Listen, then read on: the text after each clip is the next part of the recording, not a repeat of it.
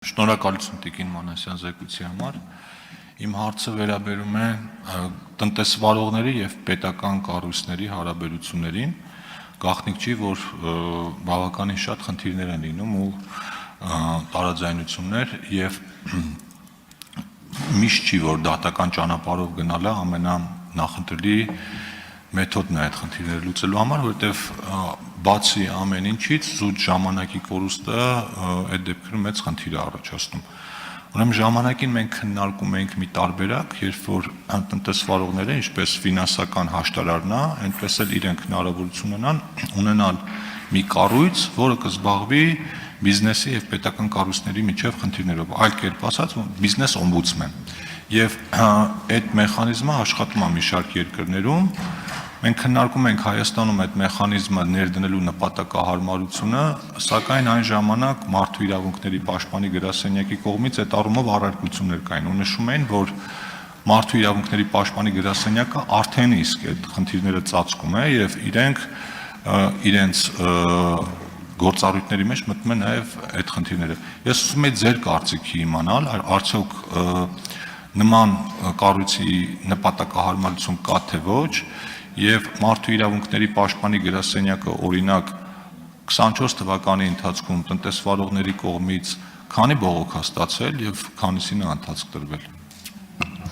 Շնորհակալ եմ, պարոն Թունյան, իրապես շատ կարևոր հարց բարձրացրեցինք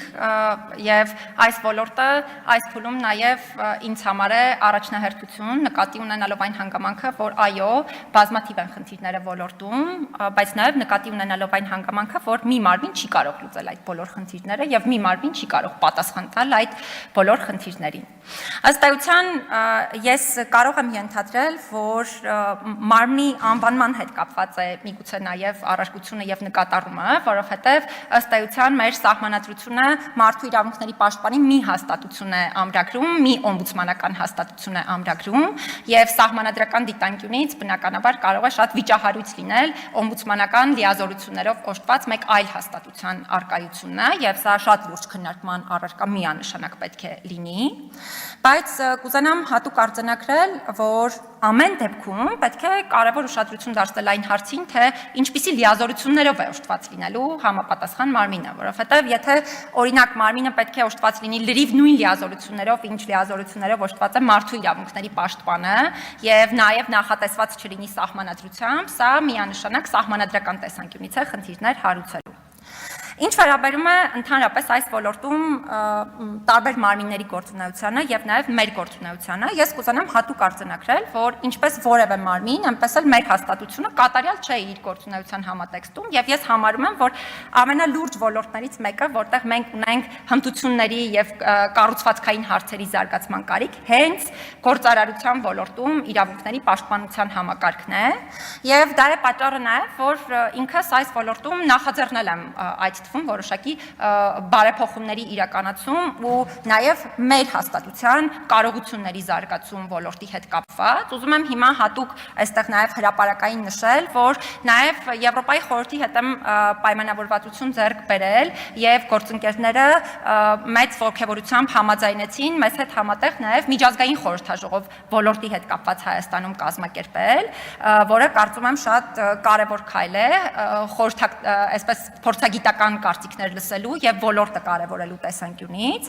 բայց նաեւ կնշեմ, որ թեև չի ասի, որ մեր բողոքների թիվը այս ոլորտում չափազանց շատ է, այս պահին ուղղակի ձեռքս հենց այդ ոլորտի հետ կապված չկա թվային վիճակագրություն, բայց ամեն դեպքում մենք ունեցել ենք ոլորտին վերաբերելի դիմումներ, օրինակ հարկային օրենսդրության փոփոխությունների հետ կապված այս փուլում ընդ որում մի շատ կարևոր դիմում ունենք, պարզապես չգիտեմ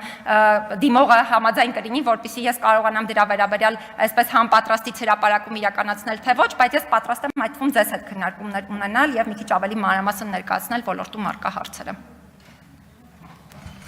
Շնորհակալություն Տիկին Մանասյան։ Ես մոտավոր պատկերացնում եմ, որ ոլորտից կլինեն բողոքները, մանավանդ որ մեզ են ուղարկել, նորմալ է, այսինքն օրենսդրական նախաձեռնությունների դեպքում անգամ ցանկալի է, որպեսզի ինստիտուտները ներգրավվածություն ունենան։ Ես ավելի շատ խոսում եմ առօրեական խնդիրների մասին։ Օրինակ գործարարը ապրանք է բերել, որը մաքսազերծման հետ կապված խնդիր է առաջացնում կամ տեսչական մարմնի հետախնդիր, ու այս դեպքերում մարդկանց համար ոչ թե օր, այլ ժամը նշանակություն ունի, որտեղ կարող են իրենք մեծ վնասներ կրել։ Եվ մարդու իրավունքների պաշտպանը գրասենյակը այդ խնդիրներին պատշաճ արագությամբ զարգացնելու համար իմ կարծիքով պետք է աշխատակազմը եռապատկվի կամ քառապատկվի, որպեսզի այդ խնդիրները ժամանակին հասցեագրեն։ Ամեն դեպքում ես ուրախ եմ, որ դուք ընդունում եք, որ այստեղ մենք անելիք ունենք, ինչ վերաբերում է այդ ֆունկցիաների դուպլիկացիային կամ սահմանադրականության լինել չլինելուն, այս մասերը բնականաբար կարելի է հասկանալ ու ճիշտ լուծում գտնել, եթե դեմ չեք, մենք առաջիկայում իրար հետ այս թեման քննարկենք, չենք ասում հենց այսօր որոշենք, բայց գոնե հասկանանք հետագայում ինչ կարելի է անել։ Շնորհակալ եմ։ Պրակտիկ գործունեության համատեքստում, քանի որ հիմա ժամանակը կավարտվի, այլ պրակտիկ խնդիրների չեմ հասցնի անդրադառնալ, բայց դրանք բազմաթիվ են, որոնք մեզ են հասցեագրվում, այդ թվում մեր պարզապես գիշերը օրինակ մեր թեժգից հեռախոսահամարին, այդ թվում ձեր նշած խնդիրների հետ կապված։ Շնորհակալ եմ։ Չմոռանաք հավանել տեսանյութը եւ բաժանորդագրվել Civic AM-ի YouTube-յան էջին։